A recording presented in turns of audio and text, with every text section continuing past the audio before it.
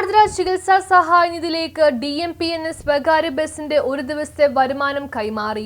സാമൂഹിക പ്രതിബദ്ധതയുടെ മാതൃകയായി സ്വകാര്യ ബസ് ജീവനക്കാരും ഉടമയും ചേർന്ന് ആർദ്ര ചികിത്സാ സഹായ നിധിയിലേക്ക് DMP ബസിന്റെ ഒരു ദിവസത്തെ മുഴുവൻ യാത്രാ വരുമാനം കൈമാറി. പള്ളുരുത്തി മരുന്നുകട ജംഗ്ഷനിലാണ് ചടങ്ങ് നടത്തപ്പെട്ടത്. ഡ്രൈവറായ ആനന്ദ്, കണ്ടക്ടർ കണ്ണൻ, ബസിന്റെ മാനേജർ നിക്സൺ, ബസ് ഉടമ നസീർ നെച്ചു എന്നിവരുടെ നേതൃത്വത്തിലാണ് ഈ സന്നദ്ധ പ്രവർത്തനം സംഘടിപ്പിച്ചത്.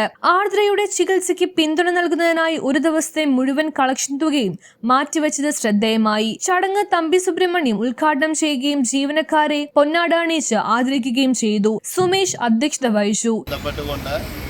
പിന്നെ സ്വകാര്യ ബസ് ജീവനക്കാരായിട്ടുള്ള ഡ്രൈവറായിട്ടുള്ള ആനന്ദും കണ്ണനും, അതുപോലെ ബസിൻ്റെ മാനേജറായിട്ടുള്ള നിക്സനും, അതുപോലെ ബസിൻ്റെ ഓണറായിട്ടുള്ള നസീർ നെച്ചു, അവരുടെ DMP എന്ന് പറയുന്ന ബസ് ഇന്ന് ഒരു ദിവസത്തെ അവരുടെ യാത്രയുടെ അവരുടെ വിഹിതം, അവരുടെ ലാഭം ആർദ്ര ചികിത്സാ സഹായ നിധിയിലേക്ക് കൈമാറുകയാണ്.